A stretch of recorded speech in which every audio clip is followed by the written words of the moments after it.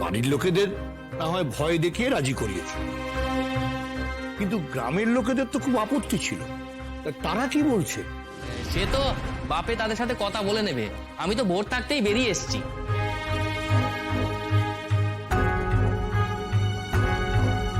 তুমি ওকে এখান থেকে নিয়ে গেলে, গ্রাম শুদ্ধ লোক যদি ওর উপর চড়াও হয় তখন তুমি কি করবে?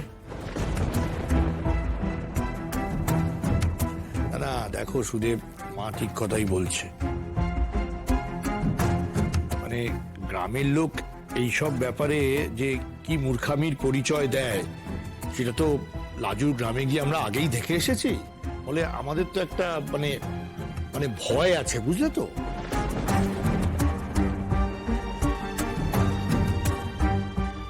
তাই বলছি, যেটা করছো সেটা না একটু ভেবে চিন্তে করো, কেমন? আচ্ছা, এত ভয় পাওয়ার কি আছে আমি তো বুঝতে পারছি না। সুদেব ভালো বুঝেছে সেই কারণেই না এসেছে।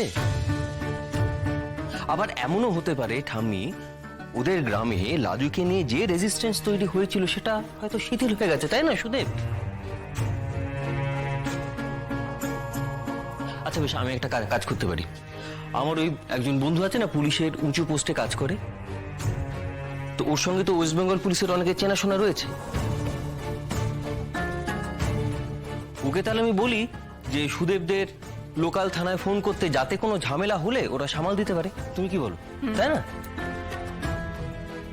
আর তাছাড়া আমাদের লাজু তো সাহসিকতার পুরস্কার পেয়েছে। যদি কোনো সমস্যা হয়, তোমার তো বেশ পরিচিতি রয়েছে, তুমি পারবে না সামাল দিতে? তোমরা ভয় পেও না দাদা, আমার কিছু হবে না। এই দেখো লাজু নিজে বলছে ওর কোনো ভয় নেই, তাহলে আমরা কেন ভয় পাবো বলো তো? আমরা কেন দুশ্চিন্তা করবো? না না, এ তো অদ্ভুত কাণ্ড। থানা পুলিশের ভরসায় মেয়েটা সংসার করতে যাবে নাকি?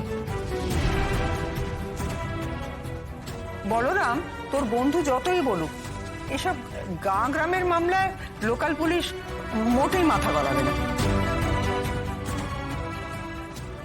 মাঝখান থেকে মেয়েটাকে আবার ঘর ছাড়া হতে হবে। তাছাড়া ওর নিজের বাড়ির লোকজন নেই পাশে, যে বিপদে পড়লে সেখানে চলে যাবে। সুদেব, তুমি কিন্তু একটা পাকাপাকি বন্দোবস্ত করে ওকে নিয়ে যেতে পারতে। আমার মনে হচ্ছে একটু তাড়াহুড়ো হচ্ছে।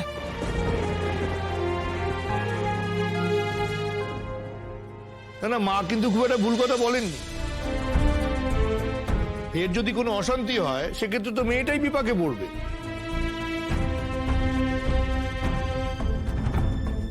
এই লাজু,